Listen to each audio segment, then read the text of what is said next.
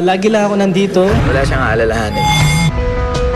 Balitang nagkakamabutihan na daw ngayon sina Chris Bernal at ang isa sa finalists ng Are You the Next Big Star na si Jay Perillo. Madalas daw kasing may nakakakita sa kanilang magkasama. At noong nakaraang bench fashion show ay naroroon si Jay para suportahan si Chris. Lagi talagang yun yung niisip nila every time na makikita nila kami. Parang ganun kagad yung naiisip. Though, syempre, hindi mo maalis yung mga tao na parang sanay na lang talaga sa kultura natin pag may nakitang lalaki at babae magkasama. Usually, yun kagad yung niisip. Pero totoo nga bang minsan na silang nahuling magka-holding hands sa taping ng isang show? Parang wala naman. As far as I know, wala eh. Talagang mabuting magkaibigan kaming dalawa. Hindi ko naman tinatanggi yun. Nandun kami sa point na yun eh. Ngayon ang hirap kasi kung bibigyan namin ng iba kasi sayang yung friendship na na-develop namin, di ba? Baka mamaya, actually yung mga ganito nga na-issue, nahihiya rin ako sa kanya. Baka mamaya, mailang na sa akin si Chris. Aware naman kaya ang nalilink din kay Chris na si Aljur Abrenica sa isyong ito? Siyempre, may naririnig ako, pero gusto ko munang tanungin si Chris, linawin kung meron nga talaga. Nakakausap po kami at nagkakamustahan naman, pero yung bagay na yan, yung tungkol kay Jay, hindi pa namin napag-usapan. Matagal na po kami mag-isama at bilang love team at bilang malalim ng pinagsamahan po namin, alam ko naman po sa kanya na ikukwento niya sa akin. Wala siyang aalalahanin doon. Nakakausap ko naman si Aljur pag ano. So, okay naman. Ang kay Chris, lagi ko nga sinasabi sa kanya ito na lagi lang ako nandito, na nandyan lang sa tabi. Pag kailangan niya ako, nandyan ako. At pupuntahan kita. At kung gano'n naman kami, Chris, panagkikita kami, marami kayo sinishare sa isa't isa eh. Kung may bago siyang isi-share or may gusto siyang i-share sa akin, nandito lang ako, makikinig. Kung sakaling totoo naman, basta masaya si Chris, doon po ako. Oo, pero wala eh.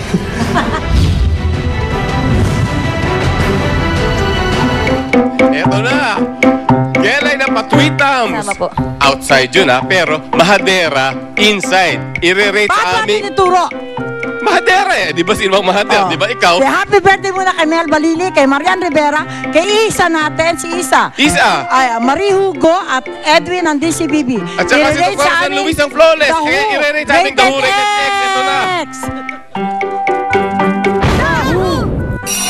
Subject, Patwitums Girl. The Who ang Patwitums Girl na ito na lumalabas ang truliling pag-ugaling monster behind closed door. In fact, behind closed elevator door. That's not true. Sweetness.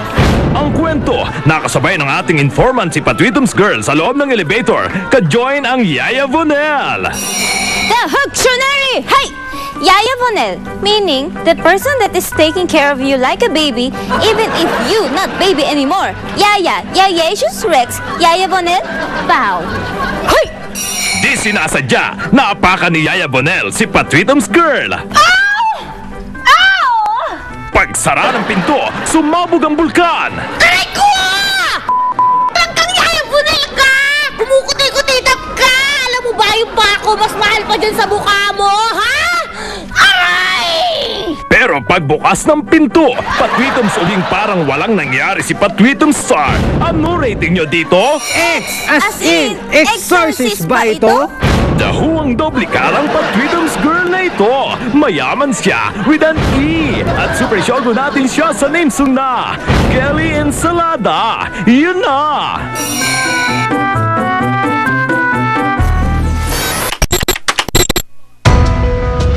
Sinugod noong Miyerkules sa ospital si Mark Heras sa kasagsagan ng taping ng kanyang primetime series na Langit sa Piling Mo.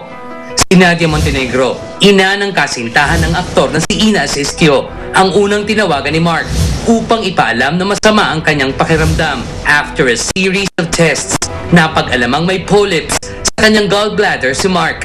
Maliban rito, meron din umanong kidney stones ang aktor. Kahapon ay pinayagan na ng mga doktor sa FEU Hospital sa Fairview, Quezon City na makalabas si Mark. Kumusta na nga kaya ang kalagayan ng binata? Ngayong hapon sa Star Talk, makakausap natin via phone patch. Mark Heras, live!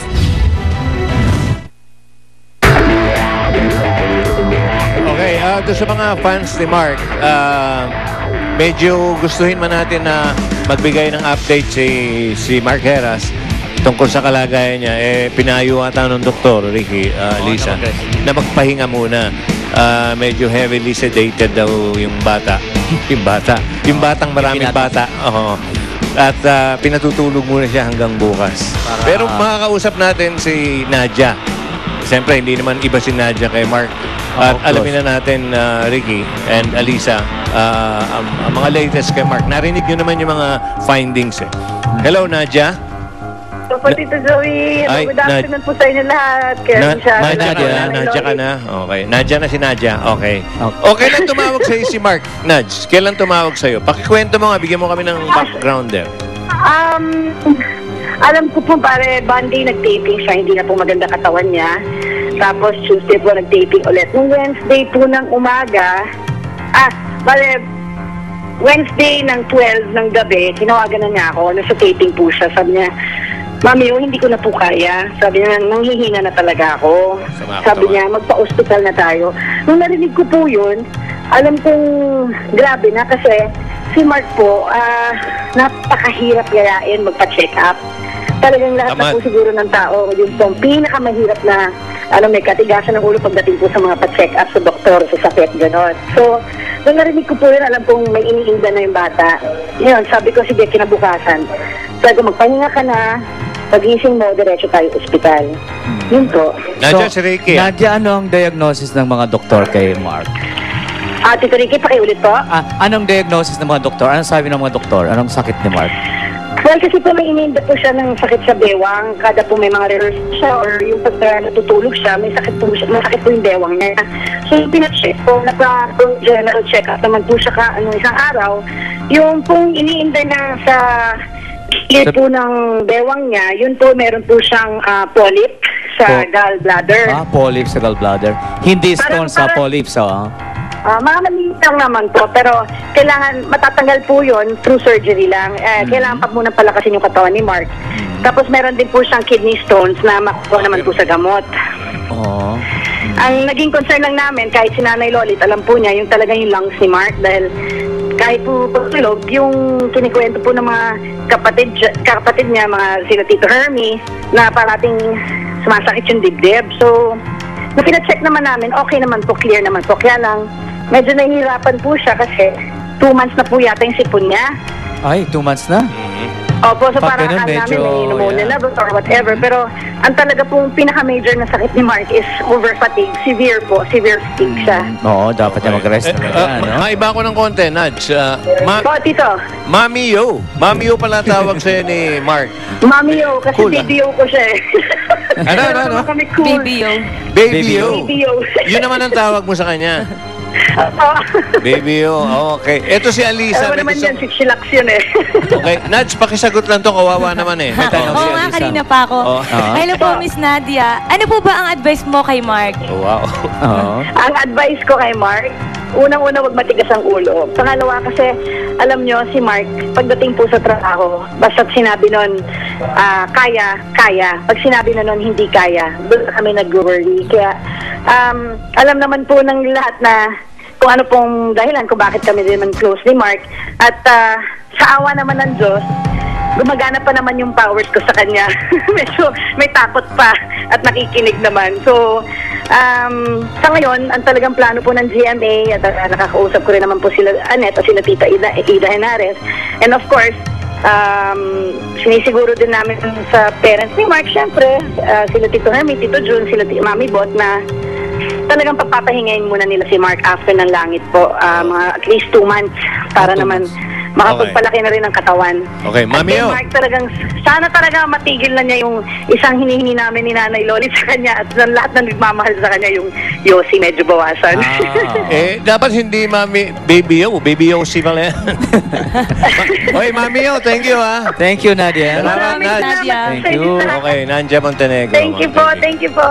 Okay, Mami Yo. At para sa ating sapul, Oy, ano yan? panahon na ba para magkaharap-harap sina Carmina Villaruel, Soren Legaspi at si Bebe Gandang Hari na medyo missing ngayon?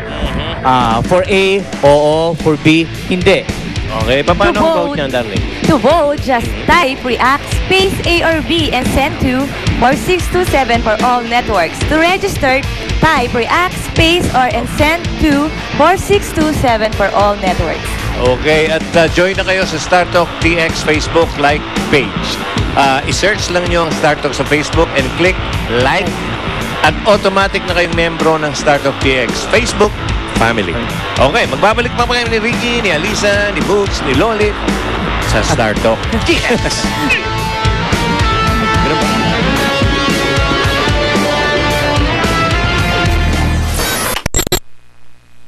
I think gusto nila ready talaga sila bago magbigay ng pahayag. Mga pinsan at kaibigan ng kasama ni Danica Soto nang lumahok noong nakaraang Sabado sa PBA Powerade Run for a Cause sa SM Mall of Asia. Bakit wala roon ang asawang si Mark Pingris? Sa house, magpapahinga kasi he has practice today. Kinumusta ng StarTalk TX kay Danica ang mga preparasyon ng kanyang pamilya sa balitang pagpapakasal ni na Oyo at Christine Hermosa. Actually, parang gusto yata nila Oyo, parang sila na lang yung tanungin. Siguro para hindi ma-preempt, ganon. I think gusto nila ready talaga sila bago magbigay ng pahayag. So kami naman, kung saan masaya si Oyo tsaka si Tin, nakasupport lang naman kami. Nasa right age naman na sila. So I guess it's really up to them na kung anong maging decision niya. Kami naka-guide lang naman kami. Bagamat inamin ng ina ni Danica at Oyo sa PEP Alerts published on July 15 na isang taon pa ang Soto Hermosa nuptials, ay nabalitang sa January 11, 2011 ang kanilang target altar date. Sila na lang. Samantala, what does Danica know about the present status of her dad Vic Soto's relationship with Pia Guanyo? Wala rin akong balita. I'm so out of the loop. Hindi rin naman sila nagkikwento sa akin. So, yung mga nababalitaan nyo, mga ganun-ganun lang din yung alam ko. Totally exciting, Ding-Dong Dantes at Marian Rivera. May special birthday gift daw para sa isa't isa. Abangan! Yung gift ko panghabang buhay. Totally exclusive. Maria Venus Ra, tumulak na patungong Las Vegas para sa nalalapit na Miss Universe 2010 pageant. But I will do everything to make every Filipino people proud. Totally exposed, ama ni Isa Calzado na si Lito Calzado. May malubha nga bang karamdaman? Abangan! Ayaw niya talaga sanang i-discuss with people. Totally exclusive. Zoran Legaspi at Carmina Villaruel, secretly married na nga ba? Zoran at Carmina, itatapat sa apat. Live! Totally exposed. Showbiz hiwalayan. Isa-isang uungkatin at uuriratin. Heart Evangelista at ang kanyang non-showbiz boyfriend. Break na nga ba? Dieter Ocampo at Rima Ostuani, kumpirmadong hiwalay na. Medyo pinapahinga ko muna yung puso ko. Totally exclusive. Ama na Ricky Davao na si Charlie Davao. Critical na raw ang kalagayan. Abangan! Sa fighter, Totally extreme. Richard Gutierrez, may namimiss nga ba ngayong nasa isang isla siya para sa taping ng Survivor Philippines? Abangan! pag nag-uusap kami, wala, mag-ingat lang ako dito. Totally exclusive. Claudine Barreto at Mark Anthony Fernandez magkasama at magkatrabaho na sa isang proyekto. Abangan! Totally exposed. Janice de Belen, dadalo nga ba sa kasal ni John Estrada at Priscilla Morales kung iimbitahin siya ng dalawa? Ang sagot ni Janice. Abangan! Si Janice, we send invitation. May mga isyong hindi mo matatakasan kapag nasa kote ka na at wala ka ng lusot pa. Kapag wa ka ng maisagot at wa ka ng maikuda, huwag mataranta. Poised pa rin dapat. Chin up ka lang. Sabay litanya ng basta. That all. That it. StarTalk TX. Get the latest